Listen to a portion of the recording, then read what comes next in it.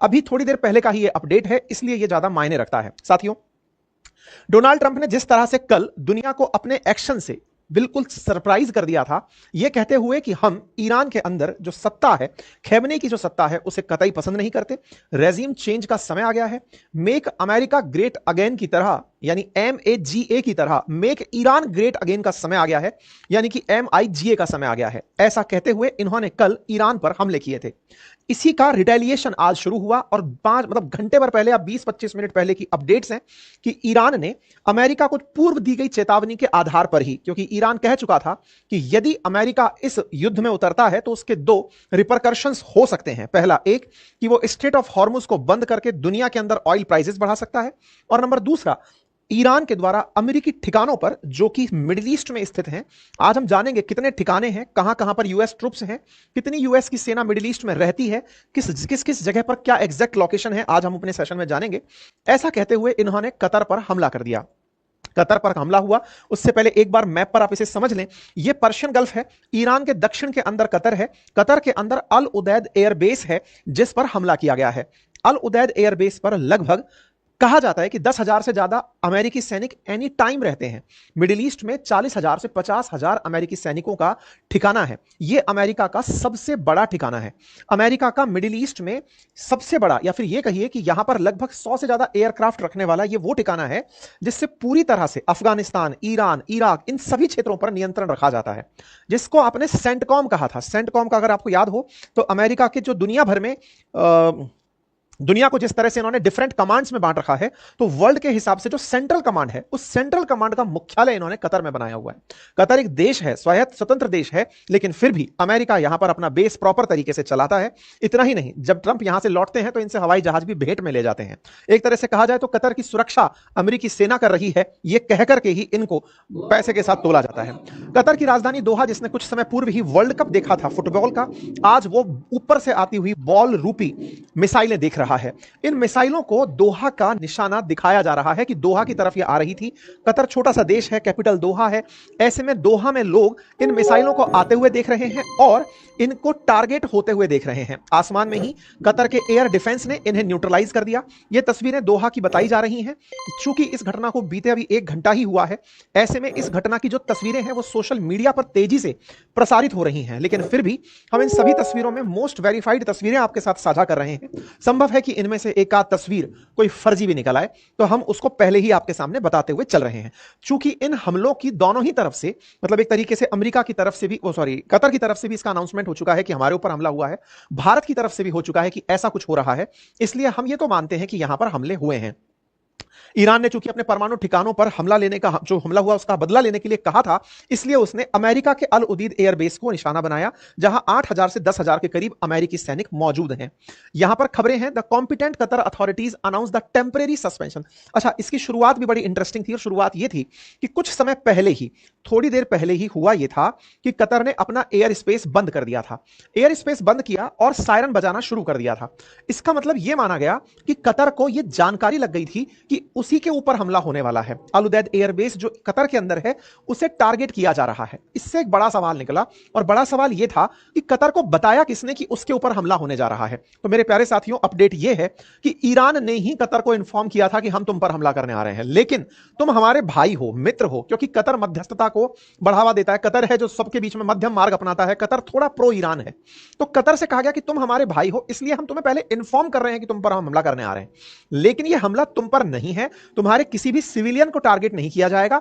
यह ईरान की तरफ से लेटर ऑन बयान भी आ गया है। हमने अमेरिकी बेस को निशाना बनाया है। आपको क्या लगता है कि अमेरिकी बेस को निशाना बनाना कतर के अंदर अमेरिका के ईरान के लिए इतना आसान रहा होगा?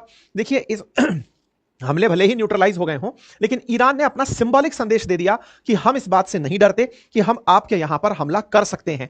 ऐसा कहते हुए ईरान ने कतर के अंदर अल उदैद एयरबेस पर निशाना बनाया, और कुछ मिसाइल के जो डेब्रिस हैं वो दोहा के अंदर सड़कों के किनारे भी पड़े पाए गए हैं। ये सब हुआ कैसे? तो मैंने जैसे आपसे पहले भी कहा कि अमेरिका ने जिस तरह से इस हमले को टारगेट किया था, जिसमें अमेरिकी बॉम्बर्स ने जाकर के नातांज जैसे जो इनके यूरेनियम एनरिचमेंट प्लांट हैं उन्हें निशाना बनाया गया था, इस पूरी प्रक्रिया के अंदर अमेरिका जिस तरह से ईरान को बार बार बार धमकाता आ रहा था कि हम तुम पर हमला कर दिए हैं, तुम हम पर मत करना, अदरवाइज परिणाम बदल जाएंगे। लेकिन साहब, ट्रंप की धमकियों का ईरान पर कोई असर नहीं हुआ। ईरान ने अल्टीमेटली यहां पर एक डिप्लोमेटिक मूव भी चालू किया, और वो ये था कि इन्होंने आज ही, हालांकि हमने कल रात को अपने इसी टाइम पर सेशन में आपको बता दिया था कि ईरान ने अपने फॉरेन मिनिस्टर को रशिया भेजा है, वो रशिया जाकर के पुतिन से मिलने गए हैं। तो ये पुतिन से मिलने गए, आज इनकी पुतिन से बातचीत हुई, उसका वीडियो जारी हुआ। लेकिन एक बड़ा ही इंटरेस्टिंग वाकया हुआ कि जो वीडियो जारी हुआ उसके माध्यम से जो संदेश निकल कर आया वो बिल्कुल वैसा था। कैसा था कि ईरान की मतलब पुतिन की तरफ से कहा जा रहा है कि हमारी पोजीशन जो वर्तमान इवेंट पर है वो सबको अच्छे से पता है, ये क्लियर है, स्पेसिफिक है, डिटेल्ड है। हमने आपको अपनी विदेश मंत्रालय की तरफ से बता दिया था कि हमारा मतलब हम इस मुद्दे को यूनाइटेड नेशन सिक्योरिटी काउंसिल तक लेकर गए हैं। मतलब पुतिन यहां पर जो भाषण दिए वो ईरान को यह कहने का था कि हम आपका मसला यूनाइटेड नेशन सिक्योरिटी काउंसिल में लेकर के चले गए हैं, यूएनएससी में हम मुद्दा लेकर चले गए हैं। यह बात ईरान को पुतिन कहते हुए सुनाई दे रहे हैं। लेकिन क्या ईरान यही मांगने गया था या कुछ और, या फिर कैमरे पर नहीं आया? क्योंकि अल्टीमेटली जब यह मीटिंग खत्म हुई है उसके बाद कतर पर हमला हुआ है। क्या यह माना जाए कि ईरान को यह आश्वासन पुतिन से दिया गया कि आप पर अब अगर अमेरिकी हमला होता है तो हम आपको कुछ ना कुछ जरूर देंगे? इस बीच में इजराइल का क्या स्टैंड रहा? क्योंकि यह तो सब अमेरिका का शुरू किया हुआ है, इजराइल के ऊपर हो रहे हमलों की जगह कतर में अमेरिकी बेस पर हमला हो गया है। इन सब के बारे में केवल यही कहा जा सकता है कि यह मानते ही हैं कि यह सब किया धरा इजराइल का है, लेकिन अमेरिका जबरदस्ती आ गया, और इस जबरदस्ती में अब चूंकि वो आ गया है तो हमें उसको भी निशाना बनाना पड़ेगा। अब बड़ा सवाल है कि कतर को निशाना बनाया, ऐसे में अमेरिका के कुल कितने ठिकाने हैं दुनिया में? साहब, कुल 750 बेसिस पर अमेरिका है, अकॉर्डिंग टू 2022 में जो रिपोर्ट आई। दुनिया भर में अमेरिका के जो ठिकाने हैं वो लगभग 750 जगह पर हैं। और अगर बात मिडिल ईस्ट की जाए तो मिडिल ईस्ट के अंदर भी इनके लगभग 19 ठिकाने हैं। मिडिल ईस्ट के अंदर 19 लोकेशंस पर हैं, और 19 लोकेशंस में भी इनकी 8 परमानेंट बेस हैं। वो है बहरीन में, इजिप्ट में, इराक में, जॉर्डन में, कुवैत, कतर, सऊदी अरेबिया और यूनाइटेड अरब अमीरात। इन क्षेत्रों में इनके अपने परमानेंट बेसिस हैं। यानी ईरान के सामने लगभग जो भी देश बैठे हैं, जो सुन्नी बहुल राष्ट्र हैं, उन सभी के अंदर अमेरिका ने अपने लगभग ठिकाने बना रखे हैं जो प्रो अमेरिका हैं। एक समय था 1958 का, जब बैरूत क्राइसिस हुआ, तब इन्होंने पहली बार अपने सैनिक भेजे थे, लेकिन फिर यहां पर ठिकाना ही इन्होंने बना लिया। वर्ष 2025 के मध्य में लगभग मिडिल ईस्ट में ही अमेरिका के 40 से 50 हजार सैनिक एट ए टाइम प्रेजेंट रहते हैं। जिस अल उदैद एयरबेस की कतर में बात हो रही है, इस एयरबेस पर 10,000 सैनिक एट ए टाइम प्रेजेंट रहते हैं। यह जगह इतनी फेमस है क्योंकि यहां पर यूएस का जो सेंट्रल कमांड है, दुनिया को पूरी अमेरिका ने पूरी दुनिया को अपने कमांड में बांटा हुआ है। इनमें से जो सबसे सेंसिटिव कमांड है that is US cent command, CENTCOM जिसे कहते हैं, इसका एक तरह से समझिए हेडक्वार्टर अमेरिका ने कतर के इस अल उदैद एयरपोर्ट पर बनाया हुआ है। इस अल उदैद में लगभग 100 से ज्यादा एयरक्राफ्ट एनी टाइम प्रेजेंट रहते हैं। बड़ी संख्या में ड्रोन यहां पर रहते हैं। मिडिल ईस्ट में इनका सबसे बड़ा एयरबेस है। 1996 में यह स्थित बनाया गया था। लगभग 60 एकड़ में यह फैला हुआ एयरबेस है, या फिर यह कहा जाए तो इनका बेस है जहां पर हवाई जहाज प्रेजेंट है। इनको अमेरिका ही यूज करता है। अब ईरान का कहना है कि यूएस और यूके ने मतलब इसमें एक और अपडेट भी है, वो ये है कि कतर के अंदर जो यूएस यूके सिटीजन्स हैं उनको कहा जा रहा है कि तुम जाके सब सुरक्षित हो जाओ। ईरान बढ़िया तरीके से सबको धमकाया जा रहा है और कह रहा है कि अमेरिका को इजराइल खींच करके ले आया। इस पर कतर की तरफ से रिएक्शन आया कि भाई जब चूंकि हमला हम पर हुआ है तो पहले तो हम चाहते हैं कि ये सब चीजें रुकें, लेकिन ऐसे में हम पर जो हमला है वो भाई बोलकर किया गया है। मतलब एक तरीके से पहले तो कहा गया कि भैया तुम हमारे भाई हो, हम तुम पर हमला कर रहे हैं, पहले से ही जानकारी रखना, तुम्हारे लोगों को नहीं मारेंगे, अमेरिकी सेना को ठिकाना करेंगे। लेकिन कुल मिलाकर के कतर ने इसे अपनी सॉवरेनिटी का उल्लंघन माना है।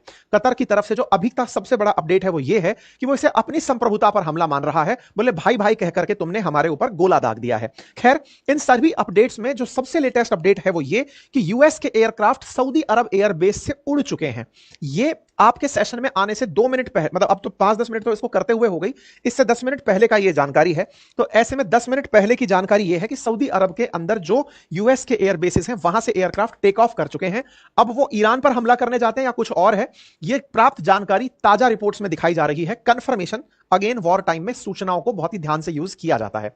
इस पूरी प्रक्रिया में इजराइल क्या कर रहा है और इजराइल का क्या मानना है, इस बात के लिए मैंने आप लोगों के लिए अभी एक सेशन लाइव किया है। जस्ट इसके पीछे चलना शुरू भी हो चुका है। आज मैं इजरायली दूतावास गया था, वहां पर इजराइल के जो एम्बेसडर हैं उनसे मैंने मुलाकात की और उनसे यह जानने का प्रयास किया। बहुत ही अल्टीमेट क्वेश्चंस हमने उनके सामने रखे और उन क्वेश्चंस में सबसे बड़ा क्वेश्चन यही था। ये आज दिन की ही तस्वीरें हैं, जो इंटरव्यू लिया है वो अब लाइव हो चुका है, आप जाकर उसे देख सकते हैं। उसमें हमने उनके सामने जो सवाल रखा वो यही था कि सर इस समय इजराइल क्या सोचता है, ईरान क्या करेगा। तो उनके तर्कों में जो बात निकल कर आई थी वो यही थी कि ईरान के पास में अब फड़फड़ाने के अलावा कुछ नहीं है, हमने उनको सब तरह से कंट्रोल कर दिया है, वो अपनी जनता को संतुष्ट करने के लिए ही इस तरह के बम पटाखे फोड़ेगा, अब उनके पास कुछ बचा नहीं है। इजराइल का पक्ष क्या है, क्या अमेरिका लेट हुआ उनके लिए आने में या अमेरिका सही से आया, किस तरह से उन्हें पता चला कि उनके पास न्यूक्लियर वेपन है, किस तरह से ईरान के अंदर जो जनता है वो इस समय पर अमेरिका के साथ है, ये सारी जानकारियां इन्होंने हमें दी। आप उस सेशन को सुनिएगा जरूर।